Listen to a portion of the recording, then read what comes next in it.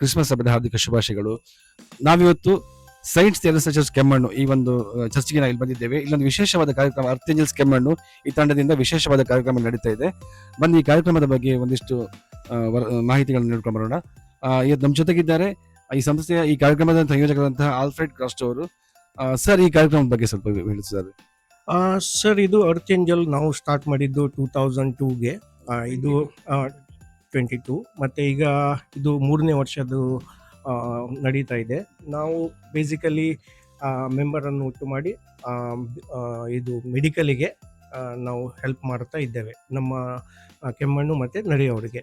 ನಮ್ಮೊಟ್ಟಿಗೆ ಇದ್ದಾರೆ ಇಲ್ಲಿ ನಮ್ಮ ಪ್ರೆಸಿಡೆಂಟ್ ಥಾಮಸ್ ಡಿಸೋಜಾ, ಹಾಗೆ ವೆರೋನಿಕಾ ಕರ್ನೇಲ್ ಇದ್ದಾರೆ, ಮತ್ತು ಯಾದವ್ ನಾಯ್ಕ್ ಇದ್ದಾರೆ. ಮತ್ತು ನಾವು we are almost 160 members, so who are contributing small way to the medical help. Madam, ಈ ಕಾರ್ಯಕ್ರಮದ ಬಗ್ಗೆ ನೀವು ಹೇಳೋದಾದ್ರೆ? ಇದೊಂದು ಕಾರ್ಯಕ್ರಮ ಅರ್ತ್ ಏಂಜಲ್ಸ್ ಎಂಬ ಸಂಸ್ಥೆ ಈಗಾಗಲೇ ಹೇಳಿದಾಗೆ ಆಲ್ಫ್ರೆಡ್ ಮತ್ತು ಅವರ ತಂಡದಿಂದ ಒಂದು ಆಲೋಚನೆ, ನಾವು ಸಮಾಜಕ್ಕೆ ಏನಾದರೂ ಮಾಡಬೇಕು. ಅದರಲ್ಲೂ ಪ್ರತ್ಯೇಕವಾಗಿ ಇತ್ತೀಚಿನ ವರ್ಷಗಳಲ್ಲಿ ಆರೋಗ್ಯದ ಬಗ್ಗೆ ತುಂಬ ಸಮಸ್ಯೆಗಳಾಗ್ತಾ ಇದೆ. ತುಂಬ ಅನ್ಎಕ್ಸ್ಪೆಕ್ಟೆಡ್ ಅಂದರೆ ಕ್ಯಾನ್ಸರ್ ಅಂತ ದೊಡ್ಡ ದೊಡ್ಡ ಕಾಯಿಲೆಗಳು ಬರುವಾಗ ಜನರಿಗೆ ಅದರಿಂದ ಹೊರಬರಲಿಕ್ಕೆ ಕಷ್ಟ ಆಗುತ್ತೆ, ಅಷ್ಟು ಮೊತ್ತವನ್ನು ಭರಿಸಲಿಕ್ಕೆ ಕಷ್ಟ ಆಗುತ್ತೆ.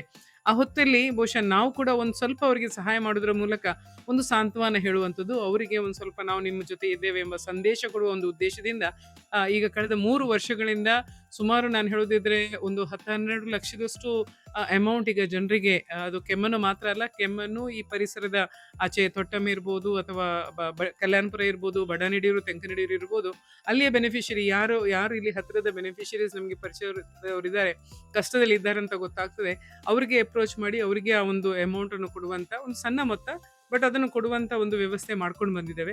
ಜನರಿಗೆ ಕೂಡ ಒಂದು ರೀತಿಯಲ್ಲಿ ನಮಗೆ ಈ ಕಷ್ಟ ಕಾಲದಲ್ಲಿ ಯಾರಾದರೂ ಸಹಾಯ ಆಗ್ತಾರಲ್ಲ ಎಂಬ ಒಂದು ಫೀಲಿಂಗ್ಸ್ ಅವರಲ್ಲೂ ಇದೆ.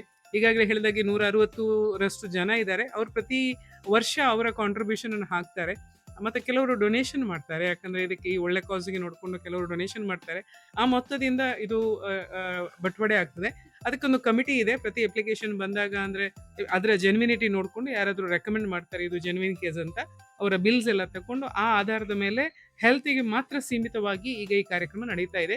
ಇವತ್ತು ಒಂದು ವಾರ್ಷಿಕ ಕಾರ್ಯಕ್ರಮ, ಅಂದರೆ ಜನರಿಗೂ ಗೊತ್ತಾಗಬೇಕು ಏನು ಕಾರ್ಯಕ್ರಮ ಆಗುತ್ತೆ ಸಮಾಜಕ್ಕೆ, ಇನ್ಯಾರಾದರೂ ಬರುವವರಿದ್ರೆ ಒಂದು ವೆಲ್ಕಮ್ ಕೊಟ್ಟಾಗೂ ಆಗುತ್ತೆ. ಆ ಉದ್ದೇಶದಿಂದ ಇವತ್ತೊಂದು ಕಾರ್ಯಕ್ರಮ ಕೂಡ ಇಲ್ಲಿ ನಡೀತಾ ಇದೆ. ಮೇಡಮ್, ಈ ಸಂಸ್ಥೆಯ ಮುಂದಿನ ಕಾರ್ಯಯೋಜನೆಗಳ ಬಗ್ಗೆ ಹೇಳೋದಾದ್ರೆ? ಸದ್ಯದ ಮಟ್ಟಿಗೆ ಬಹುಶಃ ಹೆಲ್ತಿಗೆ ಮಾತ್ರ ಸೀಮಿತ ಆಗಿದೆ, ಮತ್ತು ಈ ವಟಾರದ ಸದಸ್ಯರು ಮಾತ್ರ, ಅದು ಪ್ರತ್ಯೇಕವಾಗಿ ಆಲ್ಫ್ರೆಡ್ ಕ್ರಾಸ್ತೋರವರ ಪರಿಚಯದವರು, ಕೆನ್ಯಾದವರು, ಇನ್ನು ಬೇರೆ ಬೇರೆ ಭಾಗದವರು ಕೂಡ ಇದರಲ್ಲಿ ಮೆಂಬರ್ಸ್ ಆಗಿದ್ದಾರೆ. ಯಾರು ವಾಲಂಟಿಯರ್ ಆಗಿ ನಾವು ಇದರಲ್ಲಿ ಪಾಲ್ಗೊಳ್ತೇವೆ ಅಂತ ಬರ್ತಾರೆ ಅವರನ್ನು ಸ್ವೀಕರಿಸಿದ್ದಾರೆ. ಸೊ ಇನ್ನು ಮುಂದಕ್ಕೆ ಇದು ಸ್ವಲ್ಪ ಬೆಳೆದ ಮೇಲೆ, ಯಾಕಂದ್ರೆ ಈಗ ಸಣ್ಣ ಸಂಸ್ಥೆ, ಒಂದು 3 ವರ್ಷ ಆಯ್ತಷ್ಟೇ, ಮುಂದಕ್ಕೆ ಬೆಳೆದ ಮೇಲೆ ಅದರ ಕಾರ್ಯವ್ಯಾಪ್ತಿ ಅಥವಾ ನಾವು ವ್ಯಾಪ್ತಿಯನ್ನು ಹೆಚ್ಚಿಸಬೇಕು ಅಥವಾ ಬೇರೆ ಉದ್ದೇಶಕ್ಕೆ ಬಳಸಬೇಕು ಎಂಬ ಬಗ್ಗೆ ಚಿಂತನೆ ಮಾಡ್ಲಿಕ್ಕಾಗುತ್ತೆ. ಬಟ್ ಈಗ ಸದ್ಯದ ಮಟ್ಟಿಗೆ ಆರೋಗ್ಯದ ಬಗ್ಗೆ ಮಾತ್ರ ಸೀಮಿತ ಆಗಿದೆ. ಸರ್, ನೀವು ಕೀನ್ಯಾದಲ್ಲಿ ಇದ್ಕೊಂಡು ಇಲ್ಲಿ ಕಾರ್ಯಕ್ರಮ ಹೇಗೆ ಮ್ಯಾನೇಜ್ ಮಾಡ್ತೀವಿ? ಯಾಕಂದರೆ ನಮ್ಮ ಟೀಮು, ನಮ್ಮ ಫ್ರೆಂಡ್ಸ್ಗಳಿದ್ದಾರೆ ಇಲ್ಲಿ. ಫ್ರೆಂಡ್ಸ್ ಅಂದರೆ ಚಿಕ್ಕಂದಿನಿಂದ ಅವರು ಮ್ಯಾನೇಜ್ ಮಾಡ್ತಾ ಇದ್ದಾರೆ. And we have a very good team basically. So the team is basically Thomas is our president, so he is the one handling. And we have ನಮ್ಮ ಕಮಿಟಿ ಒಳ್ಳೆಯದುಂಟು. ಸೊ ಎಲ್ಲರೂ ನಾವು ಒಟ್ಟುಗೂಡಿ ಮಾಡ್ತಾ ಇದ್ದೇವೆ. ಸಂಸ್ಥೆ ಬಗ್ಗೆ ಈಗಾಗಲೇ ವೆರೋನಿಕಾ ಮೇಡಮ್ ಮತ್ತು ಆಲ್ಫ್ರೆಡ್ ಕ್ರಾಸ್ಟರ್ ಅವರು ಹೇಳಿದ್ರು, ಕಷ್ಟದಲ್ಲಿ ಇದ್ದವರಿಗೆ, ಯಾರು ಪೇಷಂಟ್ಸ್ ಹಾಸ್ಪಿಟಲೈಸ್ ಇದ್ದಾರೆ, ಹಣ ಭರಿಸಲಿಕ್ಕೆ ಸಾಧ್ಯವಾಗ್ತಾ ಇಲ್ಲ ಅಂಥವರಿಗೆ ನಾವು ಒಂದು ನಮ್ಮ ಎಬಿಲಿಟಿಯ ಪ್ರಕಾರ ಅವರಿಗೆ ಸ್ವಲ್ಪ ಹಣ ಸಹಾಯ ಮಾಡ್ತಾ ಇದ್ದೇವೆ.